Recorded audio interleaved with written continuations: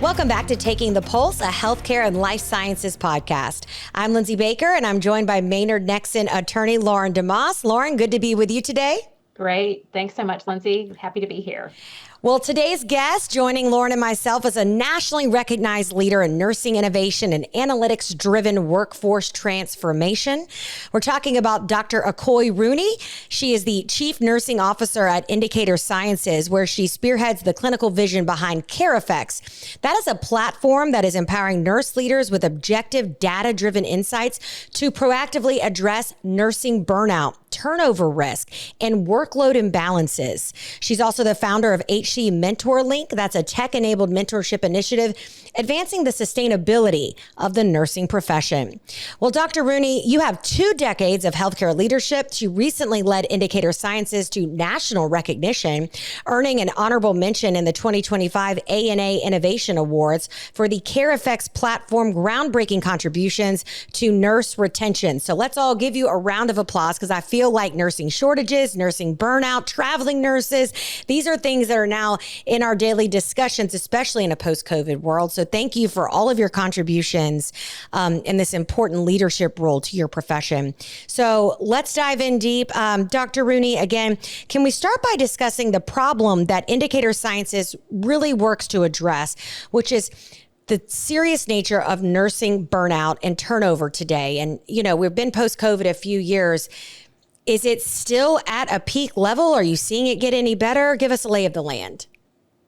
So currently, not much has changed in the turnover rates. I would say certainly at the height of COVID, they were out, completely out of range, nothing that we'd ever seen. But they have continued to remain high across the country. Some regions are starting to get a handle on it, but I anticipate that will just start to rise again. What's happened is, we have huge turnover that is a result of that burnout. And not just that, but the impact on patient care.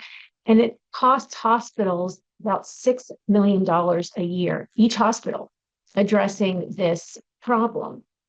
And so what we're doing is we're looking at turnover in a completely different way and burnout in a different way. We're excited about the work that's happening, and we can really see the impact that is possible through using these innovative strategies. Dr. Rooney, I think, we're 5 years post-COVID, and I think folks maybe tend to think that the burnout, the workload are, maybe under control. They think that they've kind of, maybe leveled back out or seem to have maybe a good culture or environment that wouldn't necessarily lead to workload and burnout.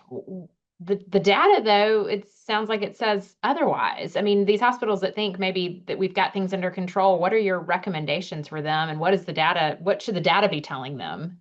So certainly people are in post-COVID experience. So like I said, those rates obviously have come down from what they were at the peak of the pandemic, which was ridiculous. But when we look at what the rates were even before the pandemic, kind of comparing those periods, it really remains higher than what we would expect. And what we see is that a lot of people, really don't understand what the burnout levels are, because the way that we've been measuring burnout is very subjective. It's been surveys, how you feel about it, what are your thoughts?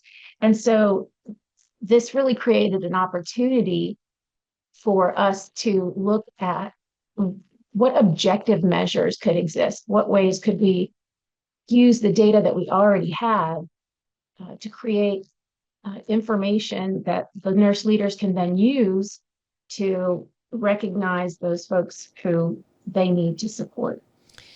Dr. Rooney, is it demoralizing maybe for a nurse to have a traveling nurse come work alongside them and make more money? I mean, from what I know about traveling nurses is if you're willing to pack up and go where called and needed, as important as that is for the patients within that hospital system, I'm imagining if I'm working alongside someone and I know I'm making what I would assume is significantly less than the person that just blew in here to help us, and I don't mean that in a disparaging way at all. Like we need these traveling nurses, but I am curious, how does that work out within the hospital ecosystem? It's really an interesting conversation that has played out many times since the pandemic. And having spent so much time at the elbow with nurse leaders throughout this whole experience, we heard, just a lot of nurse leaders saying that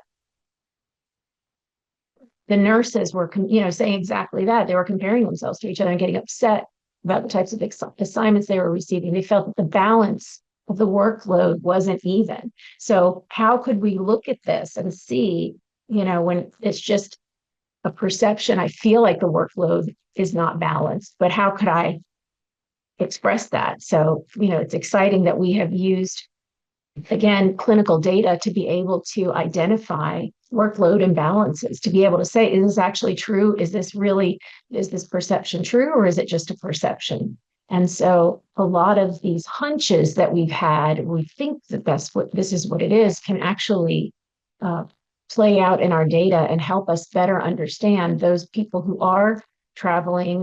While many places have stopped using agency, we still have people who travel to the unit, so floating nurses who go through or are PRN, and they're kind of in the same boat, which means they don't receive benefits, hospital benefits, and usually they forego such things so that they can get a higher salary. And those comparisons can be hard. So like you described, that ecosystem, it really helps us to understand what is tipping the balance in any certain direction so that we can address it and really be laser focused about what is the actual issue.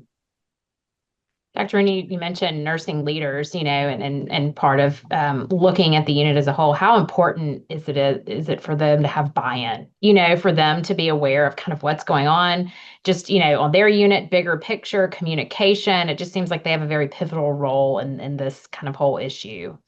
Absolutely. The nurse leader really is kind of the person who creates the matrix that people work within, so they form that relationship piece. They have the certain non-negotiables about how do we interact. So when we're looking at all of those kind of variables as far as how people work together, treat each other, all we can go on is hearsay and a hunch.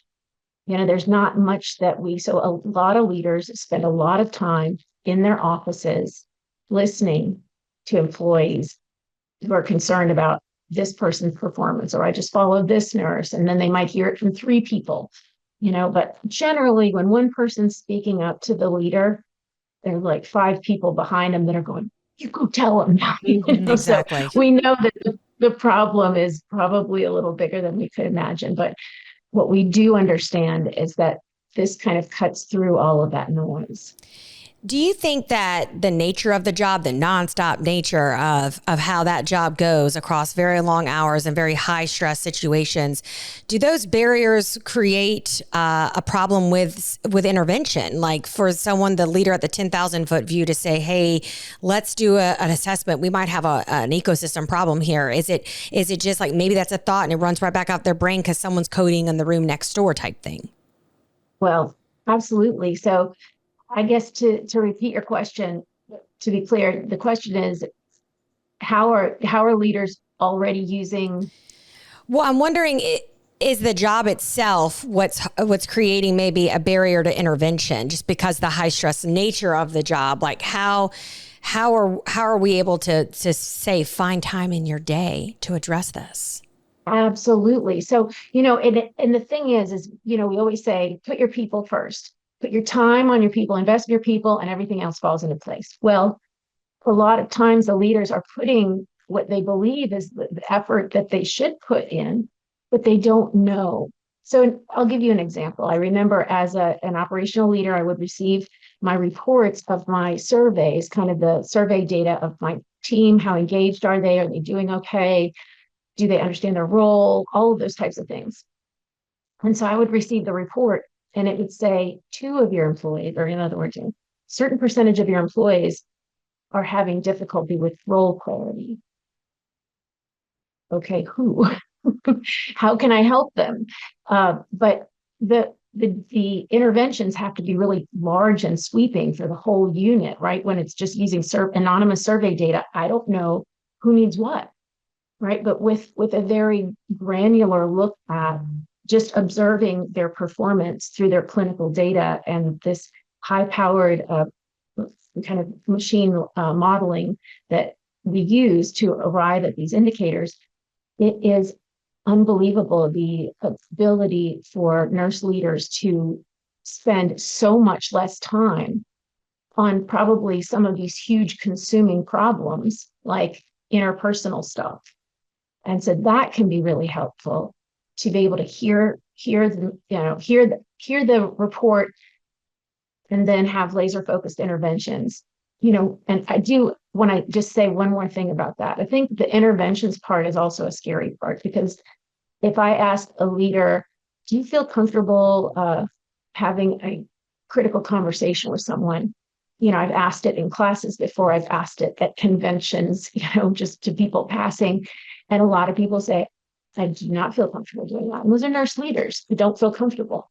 So instead, we have a method that we use where we don't require you to have a critical conversation. We require you to sit with that employee and listen. And we give you the scripting on the types of questions to ask. So it really helps you cut to the root of what is going on.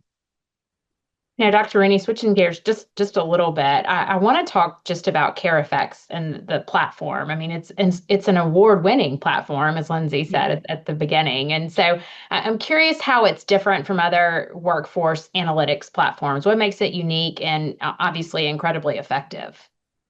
Thank you. Well, what makes the platform unique is that every nurse, so we're looking at the data, every nurse is risk adjusted against every other nurse on the unit. So we are measuring nurses' performance and behavior across the behaviors of their colleagues.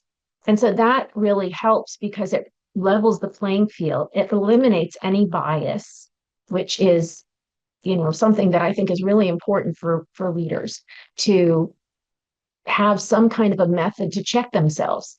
Is there a bias in what I'm hearing? I might be hearing from these 2 seasoned nurses who I rely on heavily, and they're telling me, wow, it's a mess out there, and this is what's going on, and this is who's doing what, and and I'm listening to them. And so my bias is those are my top reporters. I will listen to them, and they're my ear on the floor. But what if they're missing the boat on someone? And for me to be able to tell a nurse leader, hey, I want you to be aware that 2 of the nurses on your weekend night shift have been getting less help than they have in the past. You need to check into that. They're like, what? So it's almost like the ability for us to get that granular and say, these are the things we're seeing, and they all have to do with relationship. That is what makes this platform really unique. So is that maybe the power of predictive power, where you're getting in there and identifying nurses at risk of turnover before they've reached that stage of throwing up their hands and saying, I'm out? Yes. Okay. So what do y'all call that? Is that is there a scoring that you all call that with CareEffects? It's our, really, it's our predictive ability. It's our predictive analytics that allow us to be able to, with actual 80% accuracy. And so, the 80% isn't, the other 20% isn't saying that there isn't a problem there. It's just saying they didn't leave. They're still there, so what we're identifying is people who are to the point of burnout where they are definitely thinking about leaving. And, I remember in a wonderful Harvard Business Review article one time, there was an illustration. It kind of gave you a timeline of when someone's irritated or disappointed in your leadership or some decision you've made, and then the timeline from when that happens to when they leave. And so it doesn't take much for someone to realize, oh, I didn't get a very thorough orientation, and then maybe instead of asking about it, they kind of sit on it or build it into their, belief about the unit. It doesn't take much for them to be saying, and nurse leaders know it, that they are out the door. People didn't care about me. People didn't help me. People didn't listen to me. So, Dr. Rooney, I've heard you talk about the term quick sync. yes. What is that exactly, and how does that turn, this predictive data into action? Absolutely. So, what we've done is we've taken these indicators that we have. There are indicators for, like I described, workload imbalance. There's the burnout indicator.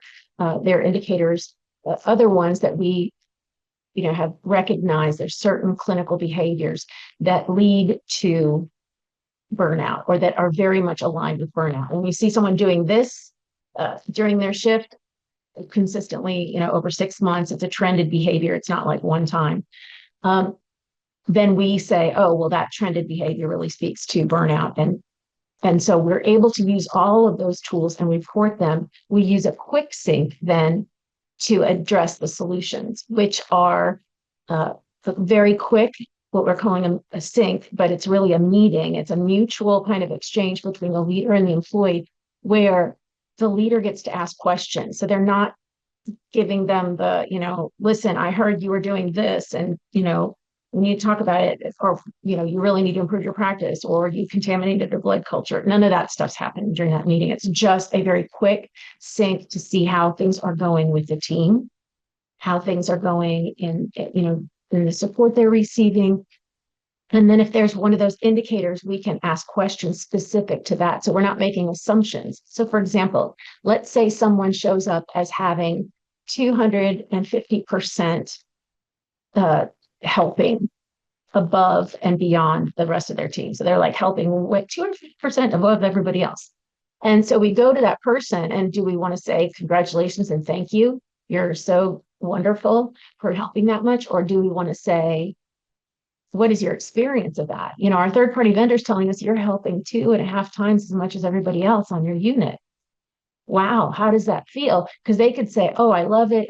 It's my purpose, la, la, la. Or they might say, I can't hear my name anymore. Like by the time at the end of the day, everybody's calling me for help. So are they stressed by it? Is it invigorating? And so these indicators really create just opportunities for people to look here, to look there, to look at a certain issue and then to be able to address it. And can you give us an example? Anyone out there today, maybe they're interested exactly in what you're saying, like, hey, I'm going to help you peek under the hood long before you've got a mass exodus on your hands, right? So can you give us an example of how CareEffects made a true difference in a hospital setting? Oh, absolutely.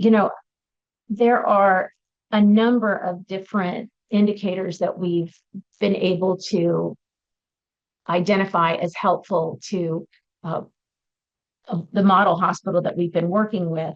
But what we've seen is that there have been, these things have created physician practice changes that were identified, through discussions or that were dissatisfiers. There were things that were definitely some cultural improvements. And, I think just the individual stories are so significant.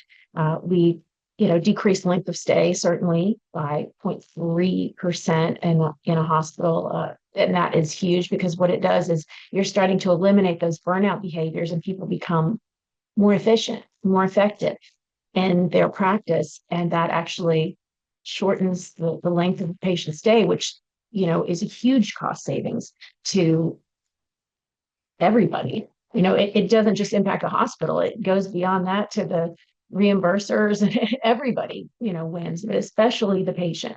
They get to go home sooner, receiving better care. And obviously that's the big goal here. Get these people back to their homes where they're comfortable with their loved ones and keep our nurses around year after year after year. Dr. Rooney, thank you for your time here today and for sharing your level of expertise on this critical issue as so many states all across the country are facing this nursing shortage. Lauren, thanks as always for joining us. And thank you for taking the time to join us here on Taking the Pulse podcast.